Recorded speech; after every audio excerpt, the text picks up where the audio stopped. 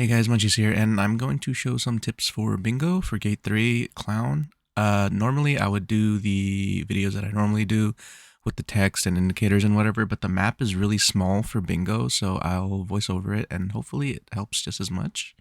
So the first recommendation is the max roll calculator. So if you are having troubles trying to understand it, or you're not quite sure where to drop bombs and stuff, I'll leave a link to it in the description below and you guys can use it. And I would kind of practice it like you would practice Mario gates in Trixion, for example.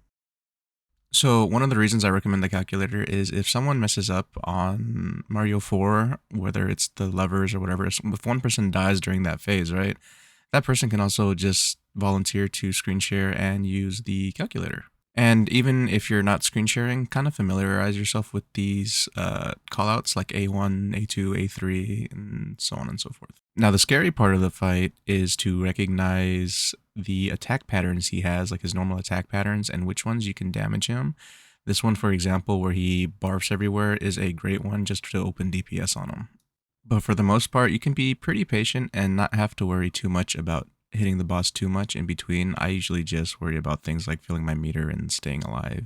Now, this is the most important one to recognize. When he poofs here, he's going to Medusa, so you're going to want to spam ping, do a call out in Discord, whatever you can to get your whole party to look away from him. The next thing I want to point out is you want to avoid making bingos until every third bomb, because once you make a bingo, those skulls become locked on the map and you lose that row permanently. Also, fun fact, Nynaeve only does like 4 bars of health, but if you don't need a Nana, feel free to use it.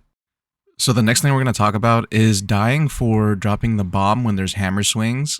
So the rule that I use is I will only die for the bomb drop if it's going to make a bingo or when the map starts getting extremely small towards the end like it is here.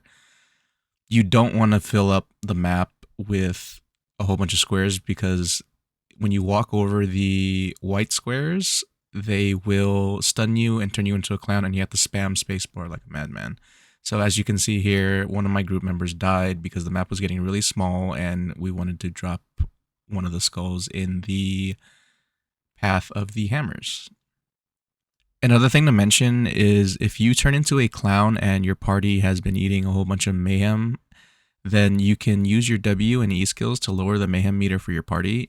W requires you to be grouped up, so everyone kind of has to gather around, so you can spam ping gather, and you can cleanse your mayhem off your party, and E will drop a present for them, so they'll have to break it and collect the orb afterwards. But that is all for this bingo video. If you guys have any questions or have any tips for the community, feel free to drop it in the comments below, and I'll see you in the next one.